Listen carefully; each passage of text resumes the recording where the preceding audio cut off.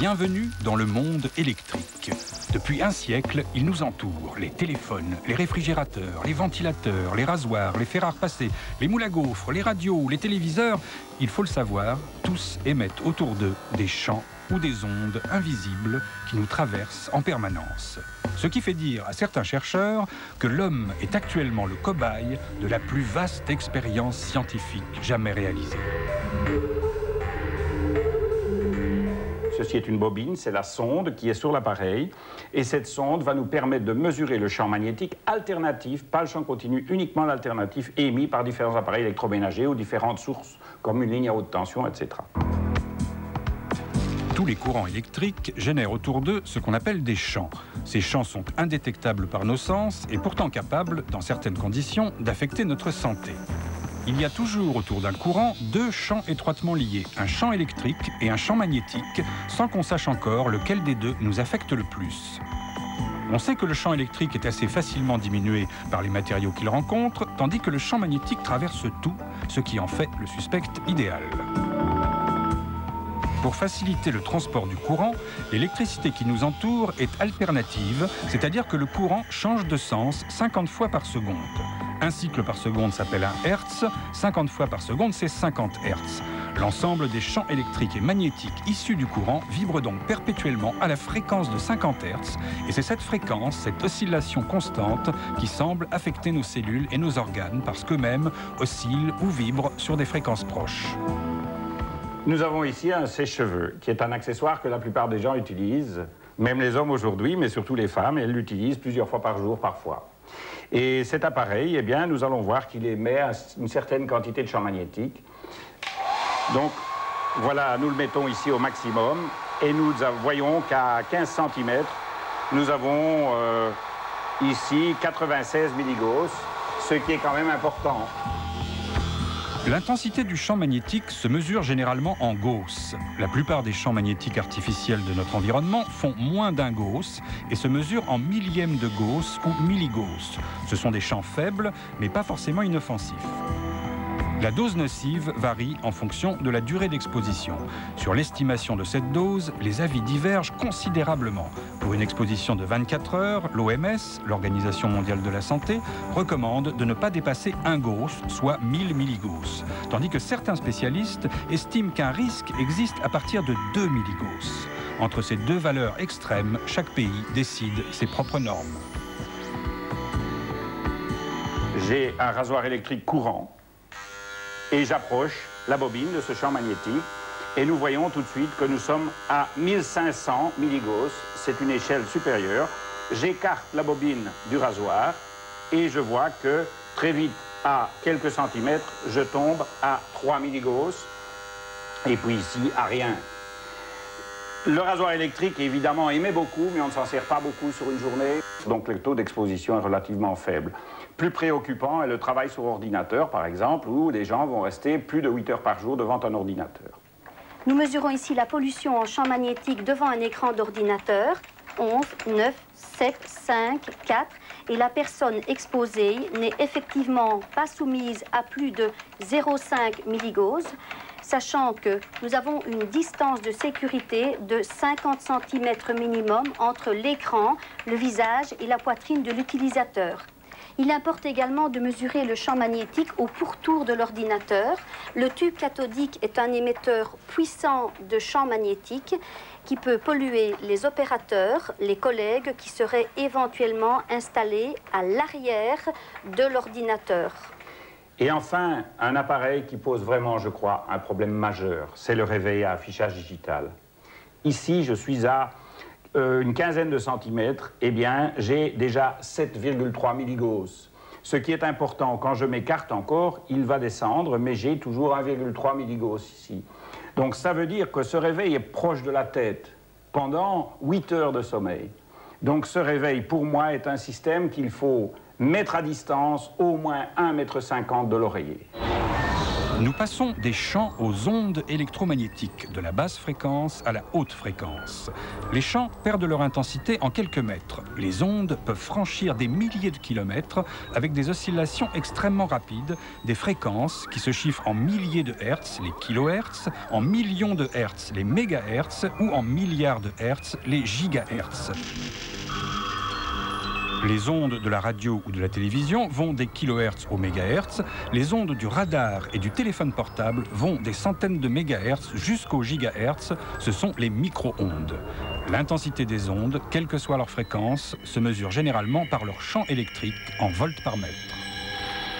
Alors ici, nous avons un ordinateur portable qui est relié par fibre optique à un appareil Chauvin-Arnoux, qui est un appareil étalonné, qui mesure le champ électrique de haute fréquence émis par un téléphone cellulaire. Alors nous avons ici la mesure du champ électrique au moment de l'appel. Nous voyons que cette intensité de champ électrique pendant que je parle, et donc au moment où la conversation s'effectue avec le GSM, le téléphone cellulaire, ce champ électrique est relativement intense. Nous sommes à 94,8 volts par mètre. Je vais me taire.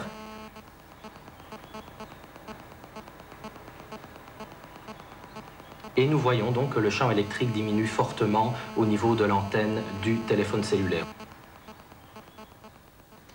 Lorsque l'on connecte un kit main libre, par exemple ici une oreillette avec un long fil qui peut pendre le long du corps à un GSM, nous allons voir en écartant le GSM de la sonde de mesure que l'oreillette peut rayonner un champ électrique tout le long du corps. Nous allons donc avoir une exposition à la ceinture, par le port du GSM à la ceinture, tout le long du corps, le fil du kit main libre, et donc c'est une exposition sur une surface beaucoup plus grande. Nous venons de voir les meilleurs experts européens des pollutions électromagnétiques. Depuis leur petite ville d'Ewaï en Belgique, ils mènent la vie dure aux compagnies d'électricité et de téléphone, ainsi qu'aux responsables politiques.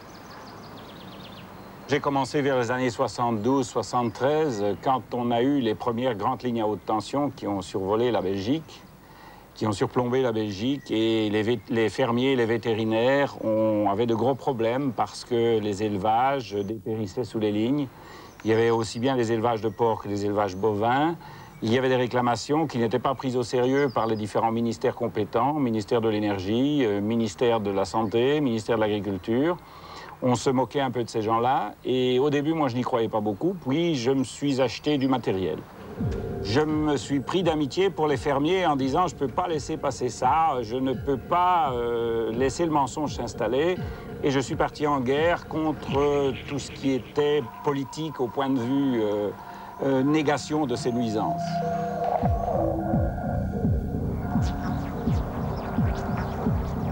Monsieur Pirapré est une célébrité en Belgique. Il y a 10 ans, on l'a surnommé en riant l'éleveur de vaches électriques.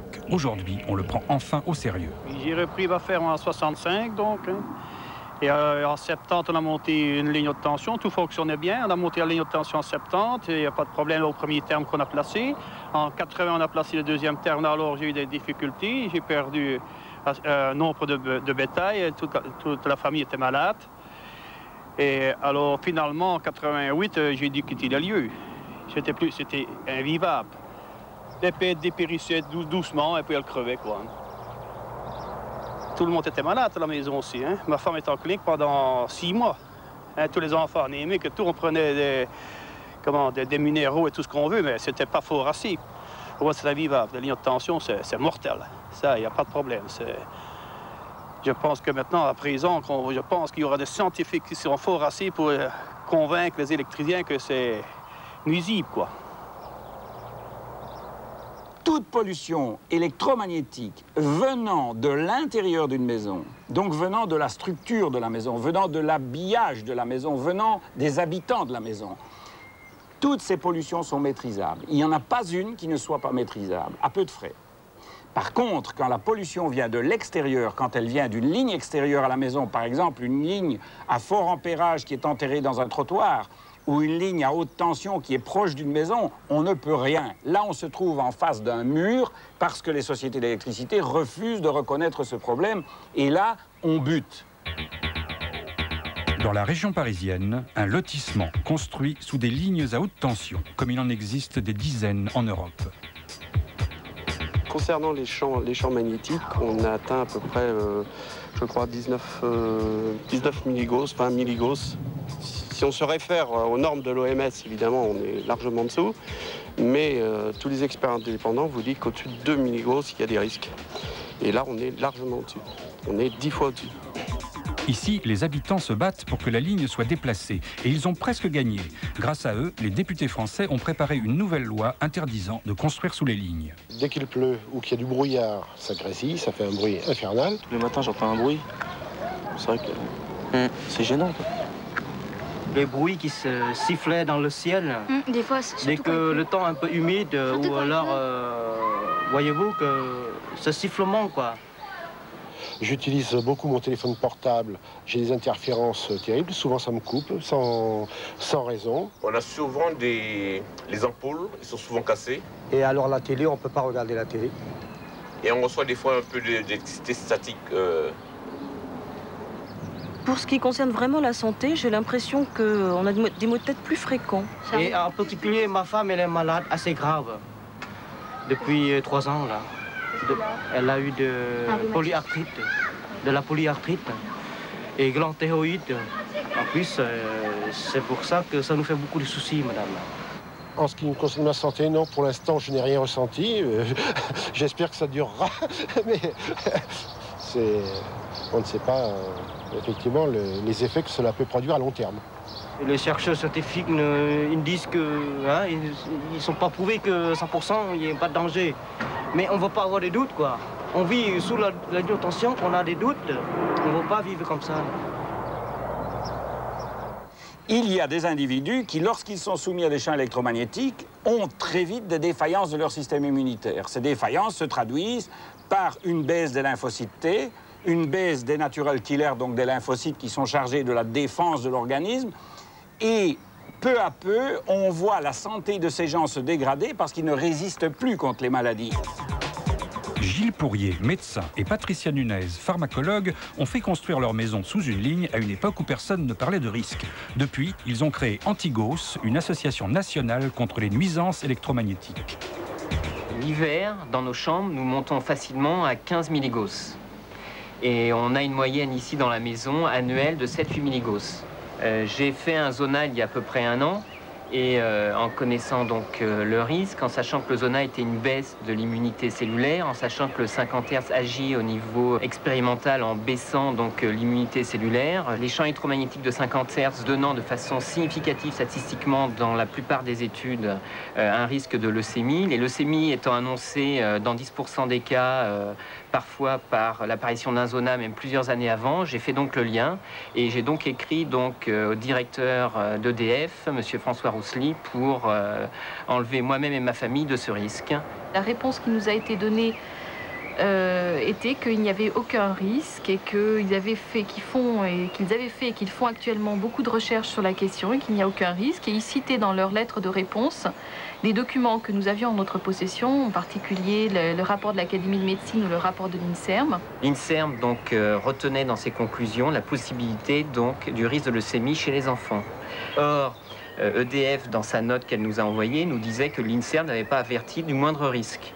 Donc nous avons décidé de porter plainte pour mise en danger d'autrui et pour faux, et ceci en avril 97. Ce procès est actuellement en appel. En Italie, des dirigeants de compagnies électriques ont été mis en examen à la suite de 9 décès d'enfants leucémiques. Nous avons tenté de rencontrer les scientifiques des laboratoires EDF sans succès. Entre-temps, en France, au mois de juin 2000, la loi vient enfin d'être votée. C'est vrai qu'EDF, je le vois mal dire, il peut y avoir des effets sanitaires sur des lignes haute tension, puisque c'est eux qui ont construit ces lignes haute tension.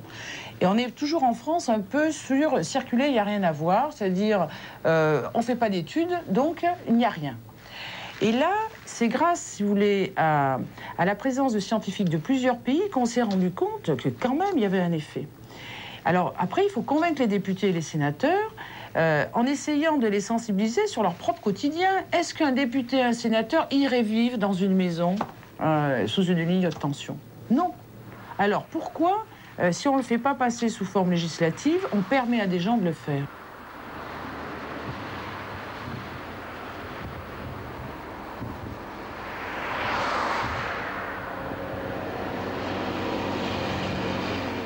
On est d'accord, tous les scientifiques sont d'accord, il y a un effet biologique. Sur l'aspect sanitaire, oui ou non, on n'a pas de certitude, mais on sait qu'il y a un effet quand même biologique, donc appliquons le principe des précautions et interdisons donc la construction des habitations, par exemple des écoles, des établissements qui reçoivent du public sous des lignes haute tension. Les autres pays le font, pourquoi la France ne le ferait pas? C'est en Russie et dans les pays de l'ex-Union soviétique qu'on trouve les normes les plus sévères au monde. Là-bas, on étudie depuis plus de 40 ans les effets de l'électromagnétisme sur la santé. Nous avons voulu savoir pourquoi on applique depuis 1958 un principe de précaution qui n'est toujours pas reconnu à l'Ouest.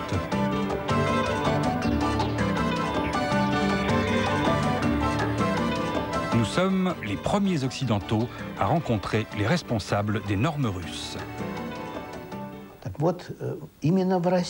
En Russie, nous avons mené des études uniques au monde sur l'effet des champs électromagnétiques de faible intensité. Ces expériences ont été réalisées sur de nombreuses espèces d'animaux qu'on irradiait quotidiennement, sur de très longues périodes et de façon chronique. Ces recherches ont duré plus de 2 ans et on a étudié toutes sortes de réactions biologiques.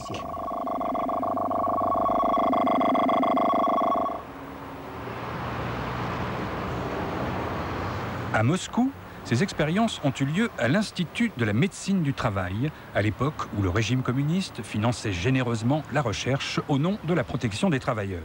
C'est dans ces locaux désuets, aujourd'hui désertés, qu'est née une nouvelle science, le bioélectromagnétisme.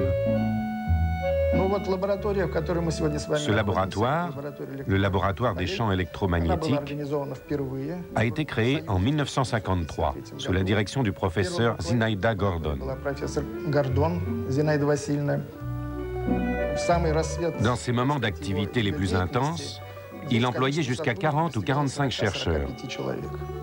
Il y avait des spécialistes de différents domaines, des médecins, des biologistes, des biophysiciens, des physiologistes, des chimistes et des ingénieurs. Aujourd'hui, nous ne sommes plus que 8. Et cela se répercute évidemment sur l'ampleur de nos résultats. Cela vient du fait qu'en Russie, le financement des recherches scientifiques a brutalement chuté ces dernières années.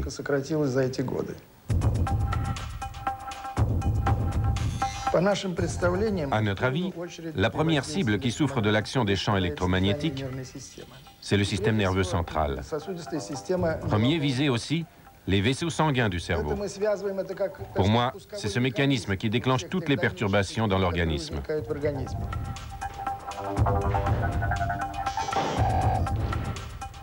Dans les laboratoires du monde entier, on appelle fantômes les mannequins spéciaux qui servent à mesurer les intensités des champs sur la peau et à l'intérieur du corps afin d'établir les normes.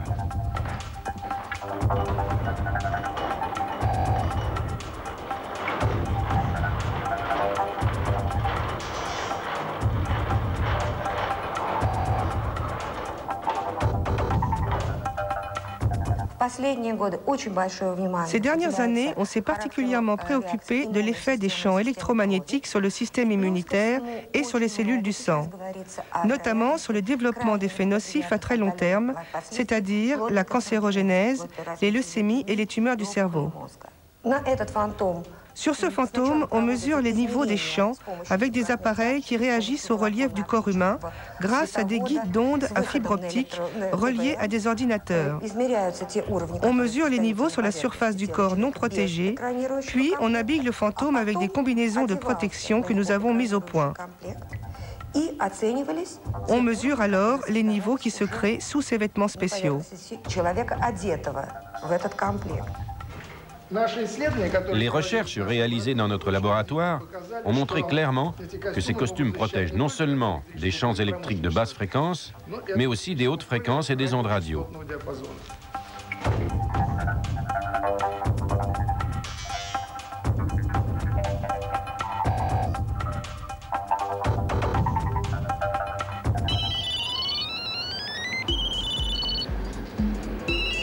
les micro-ondes du téléphone portable sont relayées par des antennes relais ou stations de base qui sont des émetteurs semblables aux antennes radar que les Russes connaissent bien. Les limites d'exposition autorisées sont 20 fois plus faibles qu'en Occident et malgré cela, les responsables russes ne dorment pas tranquilles.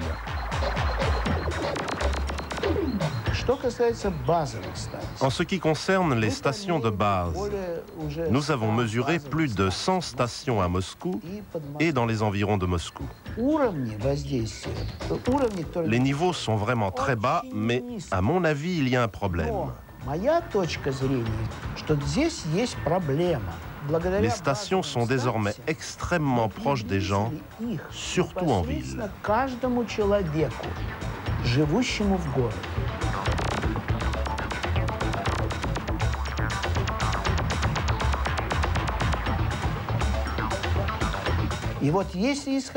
Alors, si on part du fait que l'organisme est sensible à ces fréquences, il essaie de les compenser. Et donc, il compense la fréquence venue de la station de base. Mais une heure plus tard, on subit une autre fréquence. Puis on descend dans le métro, et là, il y a encore d'autres fréquences. Donc on peut craindre qu'on se heurte un jour à un problème grave, quand l'organisme ne pourra plus compenser toutes les différentes fréquences et toutes les différentes modulations qui sont présentes partout. C'est un problème très sérieux.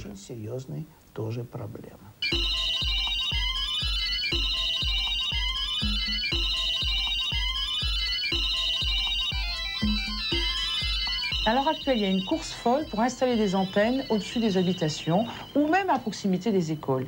En tant que député, on va déposer une proposition de loi pour obliger, disons, les producteurs comme France Télécom, Bouygues, etc., à donner l'information vis-à-vis des consommateurs et ensuite à faire en sorte à ce que quand on installe une antenne, il y ait le minimum une enquête publique qui se fasse pour que les gens soient au courant, qu'ils soient concernés et que ça ne soit pas seulement le syndic qui accepte les antennes moyennant de l'argent donné par les opérateurs Bouygues, France Télécom ou SFR. Un cerveau humain fonctionne avec un certain nombre d'émissions d'ondes, on le sait. Ce sont des ondes comme les ondes alpha, qui font aux environs de 12 Hz. Vous avez les ondes θ, vous avez les ondes delta. Et nous allons jouer avec des fréquences porteuses qui modulent des fréquences voisines ou des multiples ou des sous-multiples de ces fréquences aux environs du cerveau. Il ne faut pas dire qu'un cerveau ne va pas capter ces fréquences et ne va pas recevoir des signaux de ces fréquences. Et que ces signaux ne vont pas contrarier un certain nombre de signaux cellulaires. À Bordeaux et à Nîmes, dans les deux laboratoires français de bioélectromagnétisme, les expériences sont désormais axées sur les effets du téléphone portable, ce générateur d'ondes électromagnétiques que l'homme utilise pendant des heures à quelques centimètres de son cerveau. Jusqu'ici, toutes les recherches ont été financées par les constructeurs et les opérateurs. Les chercheurs qui ont trouvé des effets nocifs ont vu comme par hasard leur crédit disparaître. Depuis quelques mois, en Europe, des financements gouvernementaux prennent la relève. On espère, enfin, un peu plus de transparence. Au vu de toutes les études réalisées sur le cancer, il n'y a à mon avis aucun risque de cancer dû à l'exposition au champ électromagnétique des radiotéléphones. Pour l'instant, on a trouvé quelques effets biologiques, mais aucun qui ne puisse être extrapolé à l'homme pour signifier des effets délétères sur la santé. Il faudra attendre l'issue des études en cours pour pouvoir avoir un avis mieux informé dans quelques années. Pour les chercheurs russes que nous avons rencontrés, la grande erreur des laboratoires occidentaux, c'est d'imaginer qu'il faut de très fortes puissances pour affecter notre santé, une puissance capable de cuire nos cellules, ce qu'on appelle un effet thermique. Un effet thermique est un effet qui est causé par un échauffement, l'échauffement étant produit par l'absorption des micro-ondes. Dans le cas de la téléphonie mobile, il n'y a pas d'échauffement. Donc, si un effet existe, il est ce que l'on appelle non thermique. Dans la mesure où les effets non thermiques ne sont pas connus, on ne peut pas définir de seuil, ni en intensité, ni en durée, qui entraînerait des effets nocifs pour la santé d'origine non thermique. J'attends encore vraiment que quelqu'un démontre un effet non thermique d'une manière propre et montre éventuellement, si c'est le cas, que des effets délétères sont à attendre à partir de là. Aujourd'hui, il n'existe pas de tels effets. alors, oui ou non, faut-il avoir peur des ondes? Les plus grands spécialistes avaient rendez-vous à Munich, au Congrès international de bioélectromagnétisme, pour apporter les réponses les plus pointues. Plus que jamais, le sujet est brûlant et les avis sont contradictoires. Mais c'est certain, il se passe quelque chose. Les ondes électromagnétiques semblent agir comme des signaux qui seraient captés par nos cellules.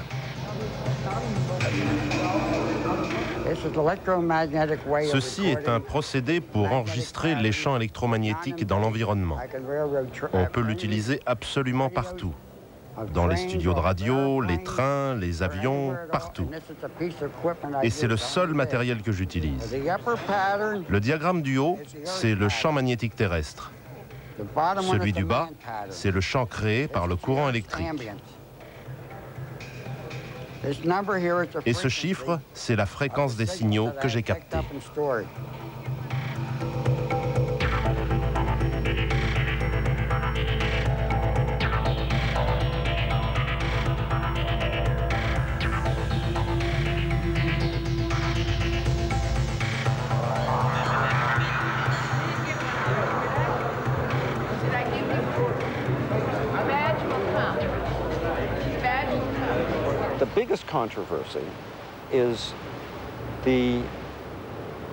La plus grande controverse est de savoir s'il y a un échauffement pendant l'exposition qui serait la cause des effets. Ou si c'est quelque chose qui n'a rien à voir avec l'échauffement et qui se passerait à des énergies très basses. En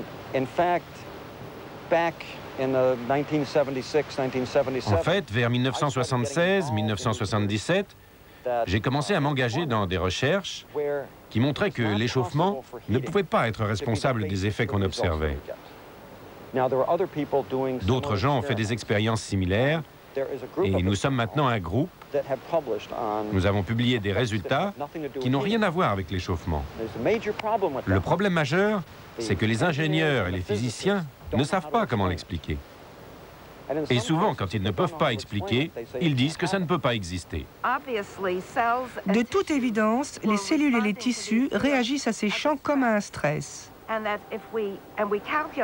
Et nous avons calculé la quantité d'énergie requise pour induire la réaction de stress par un champ magnétique de basse fréquence.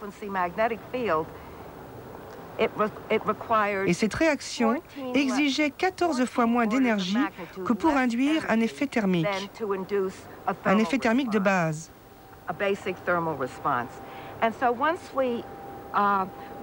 Et donc, nous nous sommes rendus compte que les normes de sécurité pour le téléphone portable, qui sont basées uniquement sur les effets thermiques, étaient vraiment des normes inappropriées et ne prenaient pas du tout en compte la biologie. Nous avons fait des études sur les conifères. Ce sont des plantes munies d'aiguilles qui peuvent éventuellement agir comme des résonateurs pour certaines fréquences. Ces aiguilles agissent alors comme des antennes. Nous avons vu que ces plantes poussent plus vite quand elles sont exposées à des rayonnements. Nous avons vu que sous ces irradiations, une grande partie des plantes meurent.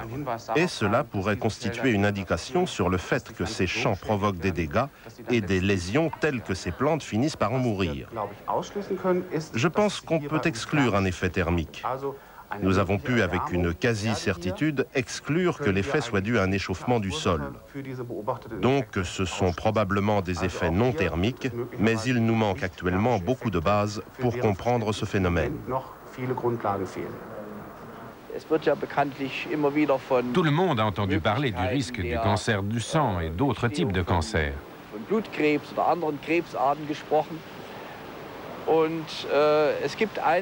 Des études affirment que le signal du calcium dans la cellule est perturbé. Nous avons donc procédé à de nombreuses recherches sans obtenir de résultats. Ce qui est frustrant, c'est de se dire que nous avons fait des recherches très approfondies, très intensives et laborieuses, pour dire en fin de compte que nous n'avons rien trouvé.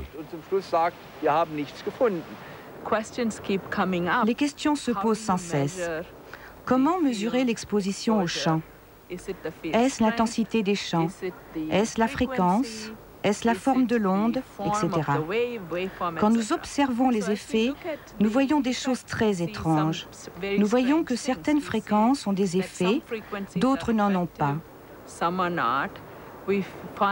Nous constatons que lorsqu'un système cellulaire est exposé, ce système commence par réagir et au bout d'un moment, il cesse de réagir.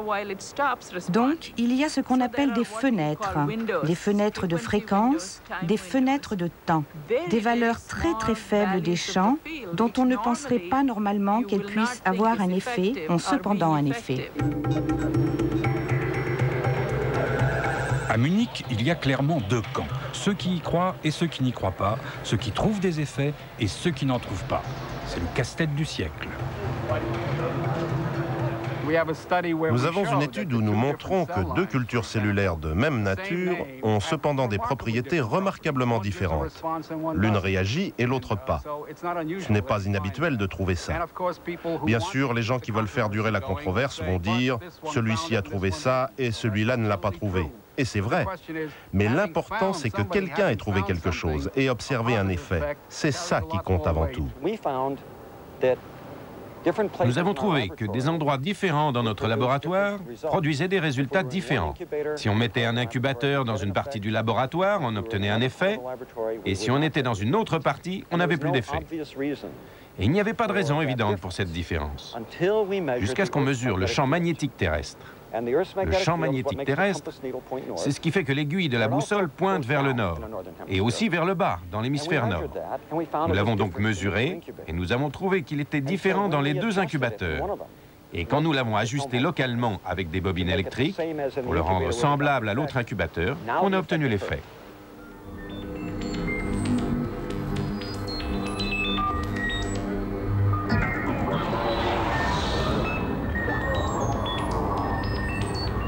La grande nouveauté de ce congrès, c'est le nombre important de chercheurs venus présenter des résultats dans le domaine de la médecine électromagnétique.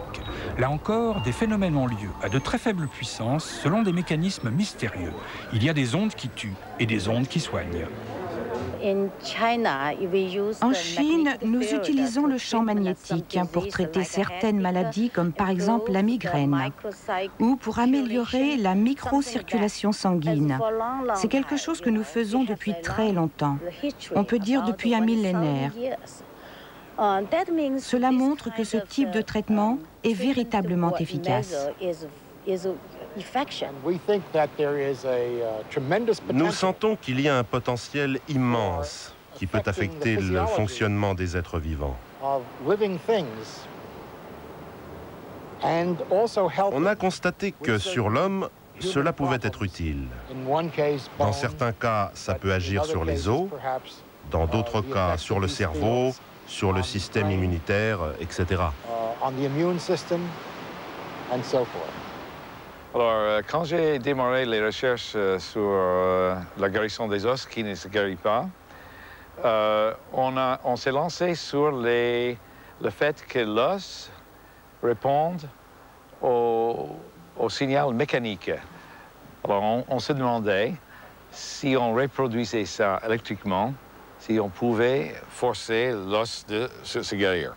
Et on a développé un appareil, quelques appareils, avec les bobines qui se mettent autour de la fracture à l'extérieur, que le patient pouvait amener chez lui, se traiter tous les jours.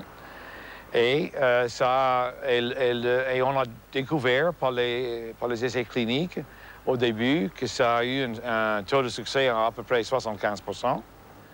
Et maintenant, on peut dire que vous avez la même chance d'être guéri avec un appareil électromagnétique qu'avec une greffe. Mais c'est non opératif, non invasif, vous n'avez pas besoin d'aller à l'hôpital et c'est beaucoup moins coûteux pour, pour les systèmes de sécurité sociale mondiale même. En Russie et en Europe centrale de l'Est et dans une moindre mesure en Chine, beaucoup d'appareillages électromagnétiques sont utilisés en thérapie, dans les hôpitaux, et pas seulement dans les centres de recherche. Donc ces appareillages utilisent des ondes millimétriques, ou bien des champs magnétiques pulsés, ou même des champs statiques, c'est-à-dire des aimants. Ceux qui les utilisent en Russie le disent qu'on ne peut pas tout guérir, tout soigner avec ces appareils, mais il y a des applications spécifiques qui sont probablement intéressantes et qui mériteraient d'être étudiées à l'Ouest. À Moscou, nous avons voulu voir de près ces thérapies uniques au monde. En Occident, on a du mal à y croire. En Russie, elles sont reconnues par le ministère de la Santé publique.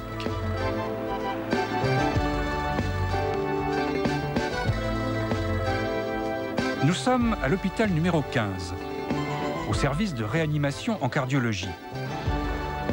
Ici, on utilise des ondes qui pénètrent sous la peau et dont les signaux renforcent la résistance des cellules.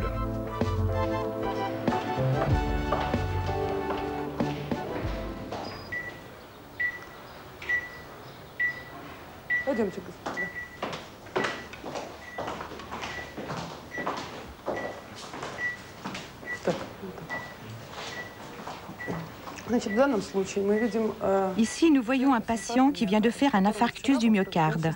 Il a été opéré hier. Dans notre service, nous administrons souvent en parallèle des médicaments et cette thérapie. Le principe est un rayonnement d'ondes électromagnétiques dans la gamme millimétrique. Le mécanisme de l'onde millimétrique, l'effet qui nous intéresse le plus dans ce cas précis, c'est le désengorgement des vaisseaux ainsi qu'une action antioxydante. Le rayonnement s'applique par ce petit cylindre où l'onde est guidée. On le place près de l'articulation de l'épaule. Cette zone de l'épaule possède une forte concentration de centres nerveux et une bonne hydratation. Si vous voulez toucher, le patient n'a aucune sensation tactile. Il ne ressent ni douleur, ni gêne, donc il supporte facilement cette thérapie. D'habitude, cette méthode fait baisser la tension artérielle et nous la contrôlons en permanence sur un moniteur. Артериальное давление должно мониторироваться постоянно. Cette méthode a un effet sédatif et vous voyez, ça arrive très souvent. Le patient s'endort pendant la séance.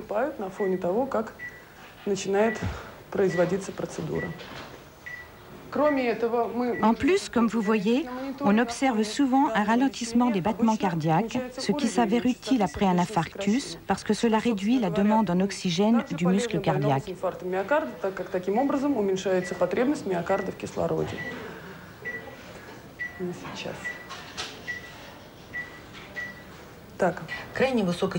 Dans la gamme des très hautes fréquences, ou gamme millimétrique, on trouve des rayonnements électromagnétiques avec des fréquences de 30 à 300 GHz et des longueurs d'onde de 1 à 20 mm.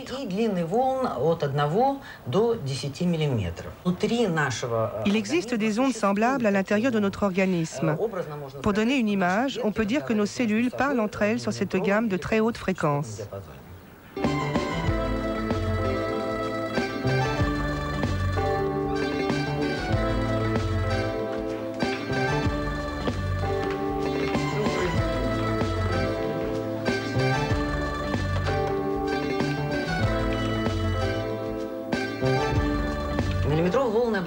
Les ondes agissent contre le stress et on sait que beaucoup de maladies apparaissent à cause d'un stress aigu ou chronique. Les ondes millimétriques ont également un rôle très important en rhumatologie contre l'arthrose, qui s'accompagne généralement d'une inflammation. On les utilise aussi pour les soins post-opératoires et pour traiter toutes sortes de traumatismes des organes.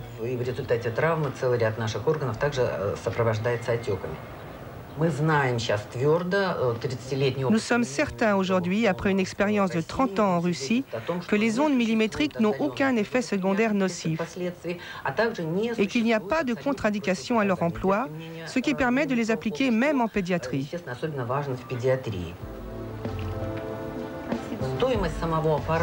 L'appareil n'est pas très coûteux et le prix des séances non plus. En principe, c'est accessible à n'importe quel patient aujourd'hui. En dehors de notre pays, cette thérapie est utilisée en Allemagne. On peut citer aussi la Pologne, la Bulgarie, la Hongrie, la Suède, l'Italie. Et la Chine. La Chine où on fabrique 300 000 appareils de thérapie millimétrique par an. À notre connaissance, ça n'est pas utilisé en France. Quand nous voyageons aux États-Unis et qu'on nous invite à en parler, les Américains sont très impressionnés. Ils nous disent que c'est la thérapie du XXIe siècle. Mais il faut croire que la France préfère rester au XXe siècle.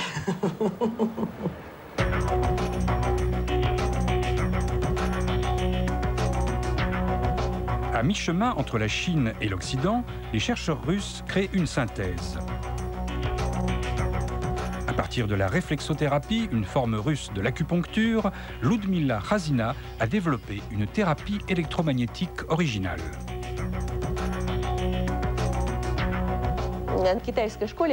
Je suis infiniment reconnaissante à l'école chinoise pour m'avoir fait comprendre les interactions globales entre les systèmes internes et les organes, entre leur état matériel et leur mode de fonctionnement. Après cela, j'ai mené une recherche sur les biorhythmes naturels. Sur quel rythme naturel et spontané fonctionnent le cœur, l'intestin, les poumons, les vaisseaux, les capillaires, les canaux, etc. J'ai eu de la chance parce que le destin m'a fait rencontrer un clinicien extraordinaire, Iosif Lyovitch Blinkov. Impossible d'imaginer un médecin plus honnête. C'est un véritable passionné de son travail. Le docteur Blinkov est chef de service dans un hôpital d'Ekati. Ces images ont été prises à la sauvette. Nous n'avons pas eu l'autorisation de l'interviewer. Les inventions de Blinkov et ses brevets potentiels sont actuellement une chasse gardée des services de sécurité russes. Blinkov a mis au point ces appareils qui restaurent les rythmes de chaque organe. Nous avons plusieurs types d'appareils. Des appareils électromagnétiques sans contact. Le patient est couché sous les solénoïdes. La puissance est de 1 Ørsted, l'équivalent du champ magnétique terrestre.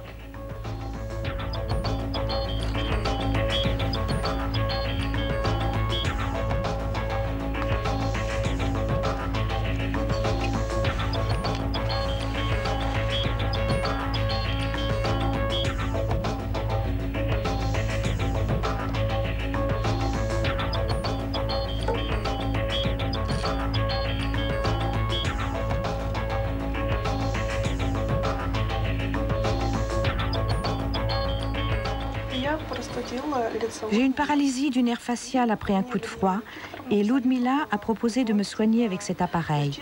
Les muscles fonctionnent à nouveau. Avant, ils ne fonctionnaient plus du tout sur toute la partie droite du visage, y compris l'œil. Maintenant, ça commence à aller mieux, mais il reste encore quelques séances.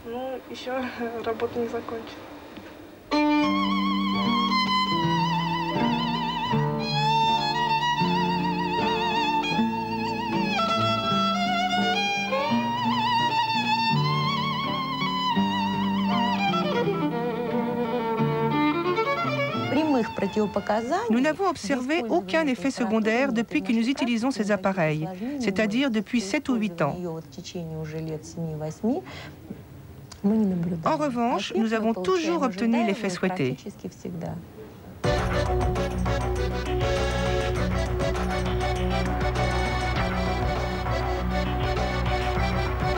En Russie, on ne fait pas de différence entre médecine alternative et médecine classique. Si une méthode marche, elle devient officielle.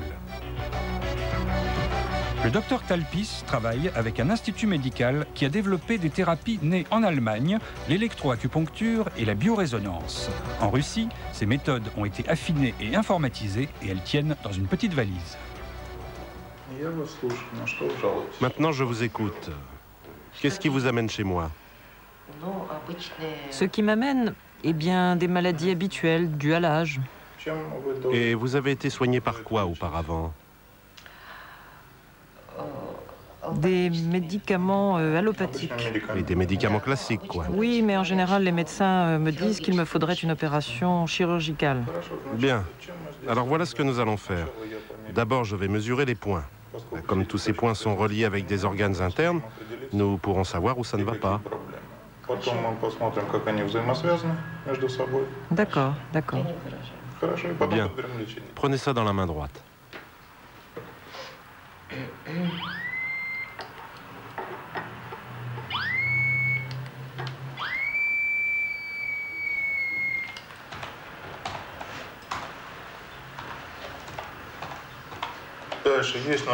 Le programme a identifié une dizaine de dérèglements du système rénal, biliaire, nerveux ou cardiaque. C'est un échantillon tout à fait classique. Mais nous n'allons pas vous donner un médicament pour chacune de ces maladies. On va traiter l'origine commune de tous ces problèmes. Bien, alors nous avons trouvé une préparation et nous allons maintenant l'enregistrer sur ces granules de sucre. Nous les mettons en contact avec le champ magnétique et les granules enregistrent l'information. C'est comme un enregistrement par un magnétophone.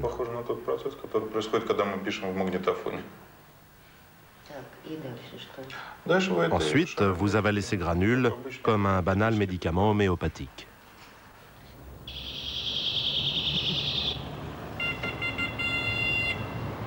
Dans ce centre médical, on traite les toxicomanes, les tabagistes et les alcooliques. Juste au moment où nous entrons dans le hall, à la télévision, on entend Vladimir Vysotsky, ce chanteur légendaire à la voix rongée par l'alcool et les cigarettes.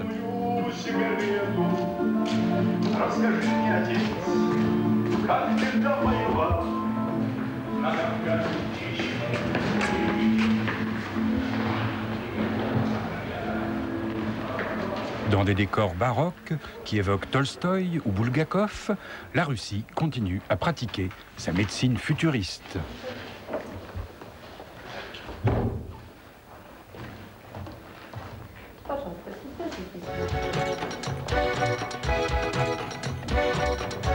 Cette couronne, émettrice de micro-courants électriques, a été inventée par un ingénieur de la conquête spatiale à l'époque triomphante de la science soviétique. À l'origine, il s'agissait de soigner les syncopes des cosmonautes pendant les fortes accélérations. Aujourd'hui, le système a été adapté à des usages plus prosaïques et il parvient à faire disparaître par une action directe sur le cerveau les symptômes du manque chez les buveurs de vodka.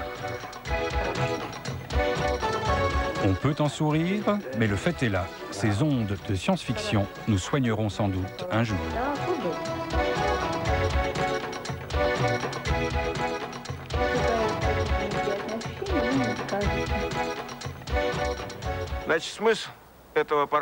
L'appareil fonctionne de la manière suivante. On agit sur les zones réflexes de la tête par une suite d'impulsions électriques composées de fréquences précises, émises dans ce dispositif qu'on appelle une couronne. Avec ça, on provoque une résonance dans telle ou telle zone des vaisseaux sanguins du cerveau.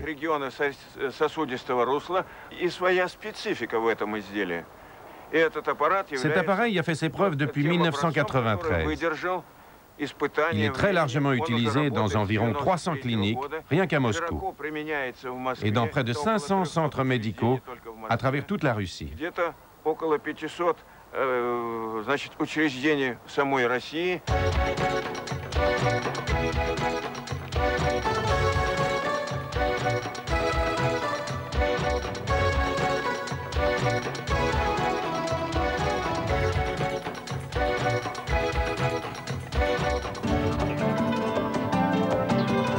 Pourquoi les thérapies russes ne sont-elles pas appliquées en Occident? Pourquoi les normes russes sur les risques électromagnétiques en matière de santé ne sont-elles pas reconnues au niveau mondial? Les choses sont en train de changer. Pendant l'année 2000, 2 pays européens, la Suisse et l'Italie, se sont démarqués en adoptant, au nom du principe de précaution, des législations aussi strictes qu'en Russie.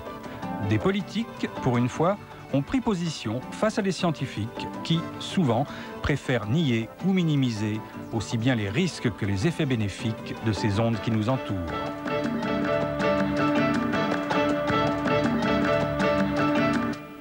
La recherche ne peut jamais démontrer qu'aucune chose est totalement inoffensive. Alors, le problème qui se pose est à quel niveau d'évidence scientifique on doit adopter de la précaution, à quel niveau d'absence de preuves scientifiques de risques on peut dire que quelque chose n'est pas dangereux, qu'elle est inoffensive. c'était les problèmes scientifiques, c'était les problèmes politiques qui se posent. Il faut bien distinguer la science d'un côté de la politique de l'autre côté. Il apparaît clairement que les gens qui établissent les normes sont les mêmes qui fabriquent les équipements. Aux États-Unis, on appelle ça une situation qui sent mauvais. Normalement, ce n'est pas aux fabricants de se réglementer eux-mêmes. Ils devraient être supervisés. La plupart des scientifiques estiment que ce problème ne les concerne pas et qu'il suffit de s'occuper des faits, rien que des faits. Je crois que nous devons repenser cette attitude. À mon avis, nous allons avoir un concept de ce qui est supportable pour la société. C'est-à-dire que nous allons dire, voilà, il y a un certain nombre de personnes qui vont rester au bord du chemin. Cyniquement, c'est ce qui va se passer. On le sent arriver de la part des politiques et de la part de monsieur tout le monde, même des chercheurs. Il y a des gens qui vont rester au bord du chemin parce qu'ils ne pourront pas répondre aux qualités physiques qui leur permettent d'affronter ce genre de pollution. Il faut informer les gens, par exemple, au niveau des antennes fortement émettrices, pour des gens qui portent des prothèses, que ce soit des pacemakers, des appareils auditifs. Il faut faire une signalisation pour leur dire, ici, il y a un champ très important, donc évitez-le. Eh bien, tout ça, c'est droit à l'information, et si jamais il y a des effets, droit à la protection des gens. Je crois que la prochaine grande question sera de savoir si ces champs qui peuvent traverser à peu près tout, qui peuvent donc traverser l'ADN, sont capables de casser l'ADN. Mon sentiment personnel, c'est qu'à partir du moment où on a un effet biologique, on a d'une part un potentiel de risque et d'autre part un potentiel d'application médicale. Si on tourne la cheville, on met un pansement autour. Dans ce pansement, on pourrait avoir une onde électromagnétique ou même un aimant qui se met et qui aide à guérir. Je vois que et ce n'est pas très loin, ça. Je crois que ça va se faire. Je crois que dans l'avenir, plus de gens vont mener ce genre de recherche et je pense que la méthode de traitement par les champs magnétiques est une bonne solution pour l'être humain. Parce qu'il y a peu d'effets secondaires. C'est très économique. Vous n'avez pas besoin de piqûres. Vous n'avez pas besoin d'avaler des médicaments. Vraiment, je pense que c'est une bonne voie.